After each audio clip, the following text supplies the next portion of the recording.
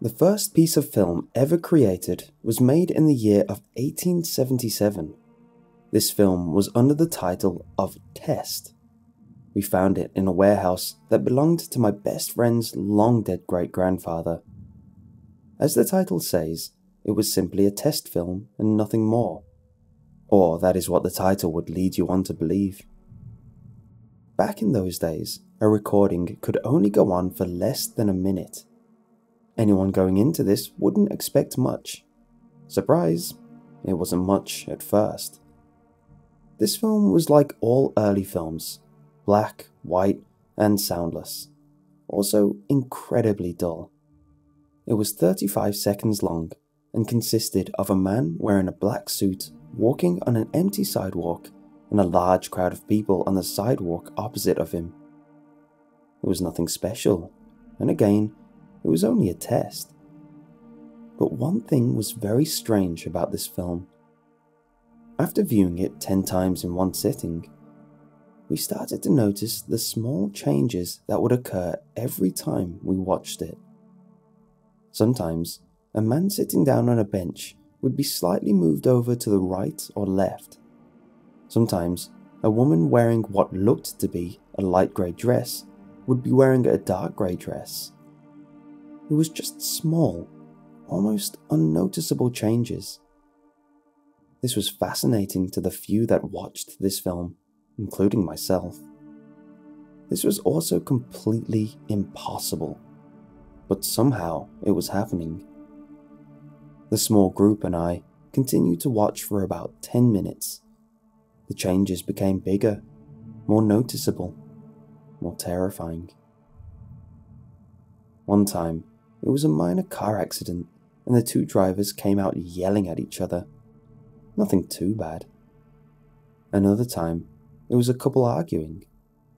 Then, we got 20 minutes in and things changed drastically. Sometimes the crowd of people walking would change into a crowd of people fighting, brutally assaulting each other using blades, blunt weapons, and sometimes guns. Sometimes the crowd would be replaced by a pile of bloody, sometimes dismembered bodies. Things just got worse and worse from there. A man slamming a baby repeatedly on the pavement, a woman gutting a man while a child shoved her own thumbs into her very own eyes, a man in a wheelchair set on fire and pushed down the street between the two sidewalks. Horrible, awful things happened, and they just got progressively worse and worse. After about 35 minutes, we all started hearing sound coming from the film. This was also impossible. Every film made back then was incapable of having sound. This made things so much worse. It's one thing to just watch people die, but having to hear their cries and screams and such makes it so much harder to bear. We could now hear the sound of knives cutting through the flesh of the victims, the screams of the children as they are tortured, the sounds of explosions coming from off-screen. Eventually, the building behind the sidewalk opposite the lone man standing had disappeared completely and showed off two towers side by side, the Twin Towers. We all knew what was coming next. The first plane hit, next play. The second plane hits, next play.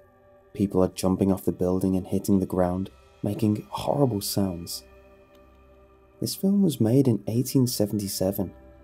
There should be no possible way for this to be happening. It showed off multiple other tragedies: the Columbine shooting, VTech, that Colorado theater shooting, public executions by the Nazis, and many more. That's when I noticed one thing hadn't changed this whole time. The man in the black suit, walking on the sidewalk, hadn't changed once at all. His movements, suit, face, hair color, skin color, height, everything remained the exact same. The sidewalk as well never changed. This is when I gave him the moniker the Deathbringer.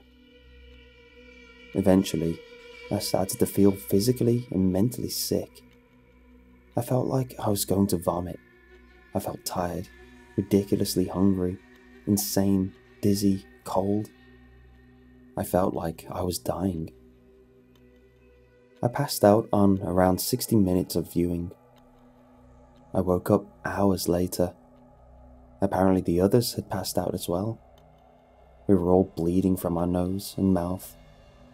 We looked up and saw one last play on the projector. It was the Deathbringer, walking on the sidewalk outside of the building we were watching in the film. When he reached the end of the street this time, he started turning his head to the building, and then the projector died. Since then, we have had the film taken from us by what I assume to be the FBI or CIA people or something like that. We were told not to say anything, but as you can see, that didn't stop me from talking. Not like anyone is going to believe me.